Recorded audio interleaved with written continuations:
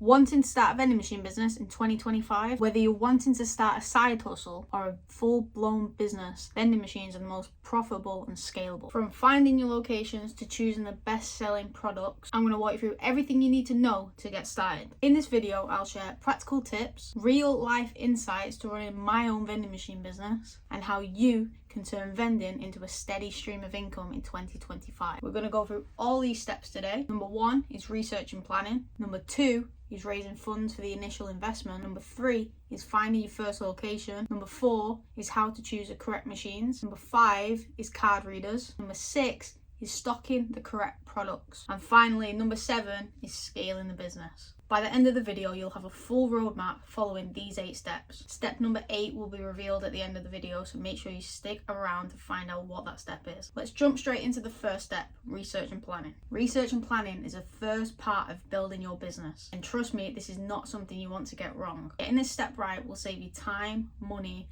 and a whole lot of stress. From understanding the vending machine industry in 2025, going from card readers all the way to eco-friendly vending machines, these are the stuff you want to know and what's hot right now, so you are not gonna fail. Now, the very first question you want to ask yourself is, what vending machine business do I want to run? It could be snacks and beverages, or it could be something even more unique like coffee, electronics, and beauty. This first decision is going to shape everything for the future, from what machine you buy to the location you place your machine in. You also need to map your budget. Now, we'll go into this in further details in step 2, but here's a list of the things you need to plan for your budget. Things like cost of the machine, inventory, maintenance, and even insurances. Now, you need to be realistic. Underestimating your startup cost is one of the biggest mistakes you can make. Now, the good thing to do is to research your vending machine suppliers and your wholesalers.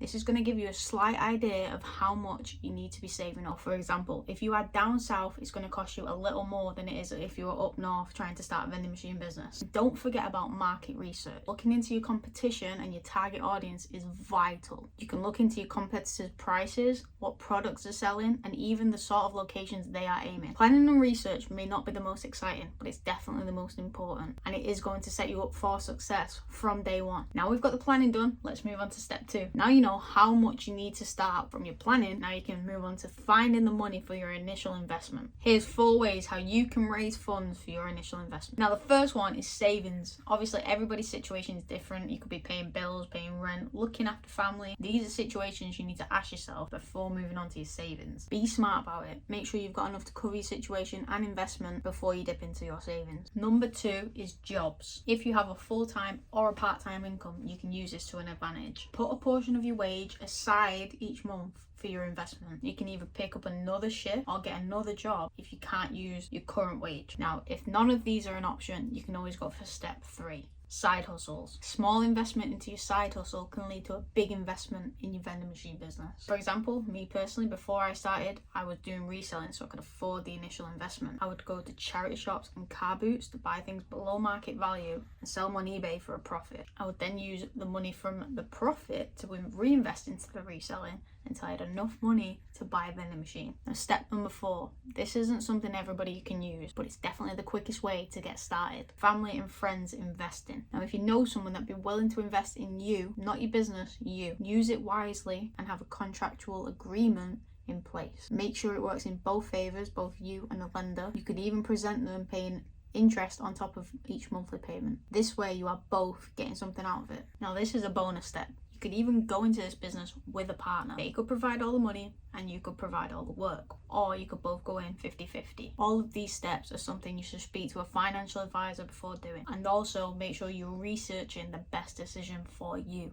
Raising investment is always finding what works best for you, whether it's saving, earning an extra income, or borrowing. Once you've got your investment, the next step is crucial: finding a location. After doing your research and planning, you should know what areas and locations you want to place machines in. There is no perfect way on going out and getting a location. Personally, what works for me is cold calling. Whether it's phoning the location, emailing the location, or physically going to the location and visiting them. Make sure you introduce yourself, make sure you introduce your company, and most importantly, make sure you can show them that you can provide value.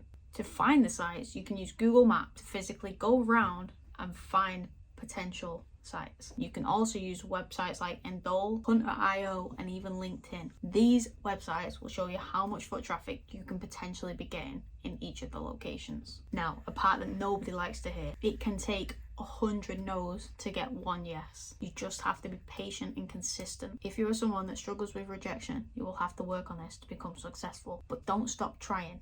Every no is one step closer to that yes. Once you have gotten a yes and got your location, the next step is finding the perfect machine. Now, you should have an idea on what sort of machine you want to buy from your research and planning. This is why step 1 is essential. Now, your machine all depends on 3 things: your budget, your location, and your availability. If you've secured a factory with hundreds of employees, you probably want to get 1 snack machine and 1 drink machine in order for this not to run out of stock. This is when your budget's going to have to be higher than just buying 1 machine. Now, if you do not have the budget, then you're going to have to make sure you have the availability. Having a location that size and only having 1 machine, which would be a combi machine, instead of going once a week with the 2 machines, you're going to have to go at least twice a week. On the contrary, if you have a smaller site, like a small office, combo machine is perfect. Don't worry though, if you only have 1 machine in a small location and it starts getting busy, you can always upgrade to 2 machines or an even bigger combo in a few months. The way to make sure your vending machine is going to make the most money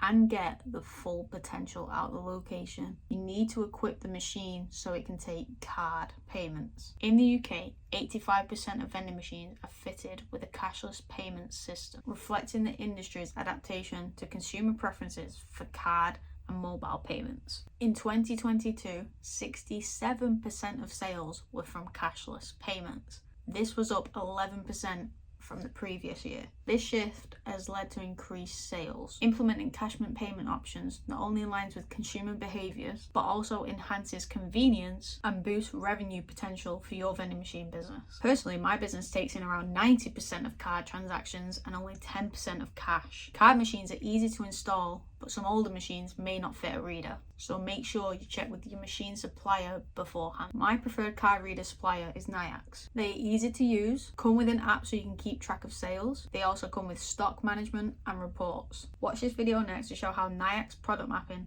helps my business grow. You can buy Nayax card readers straight from Nayax, or you can buy it from card reader suppliers such as Coin Solutions. You can even get them from your local vending machine business. Now, tracking your stock and sales is essential for this business, but first you need to know what items to stock. This step all depends on what vending machine business you are operating. If you are operating an electronics vending machine business, then you probably want to go for USB-C cables rather than USB, as this aligns with the current consumer behavior trends. You probably want to go with Samsung chargers and iPhone chargers. This is due to the sheer fact that iPhone and Samsung are the biggest selling mobile phone brands. I said the word brands. This goes with snack machines, drink machines, coffee machines. You want to stock it with the most popular brand. Selling well-known brands will always do better than brands that no one's ever heard of. And the most ideal way of filling the vending machine with things that your clients want, leave a suggestion sheet at the location before you place the machine. This will give you an idea of what those customers are going to want in that specific machine. Now, once you have your machine placed on the location, filled with all the right stock, and having your card reader sales too, you should ideally be making a profit. Once you are, you want to save this up so you can scale the business. The worst thing you can do is take the money out for yourself. It'll be much harder to scale the business if you're taking all your hard-earned money and spending it on things like takeaways or clothing. Now, you want to repeat this whole process again, but this time you'll have what you didn't have before. The most crucial part to every entrepreneur's journey, experience. With this, you know what locations to target, what machines to pick, and what products sell the fastest, which leads to our final step, mentoring. It's much easier to learn everything you have today in more detail and help you through the tough times if you have a mentor. Find someone that's done what you want to achieve before and copy their journey. For example, next year, I'm going to be releasing my step-by-step course. Here you will learn everything from getting started to how to run a 6-figure vending machine business. Pretty much this video but on steroids. With all the spreadsheets I use to run my business, it will include locations to target, how I personally approach a new location, other ways to secure locations, insurances, personal suppliers. There will be tons of information for you to put together to create a 6-figure vending machine business. With this, you'll get my brain, not physically, but all the knowledge I have gained over the past 2.5 years in one course. Something I wish I had when I first started. Make sure you leave your email below in the comments or give me an Instagram DM if this is something you'll be interested in. Or do the same thing if you want to book in a consultation call. But that's all for today. If you've enjoyed this video, make sure you comment the most useful part, give it a like and subscribe, and I'll see you next time. Peace.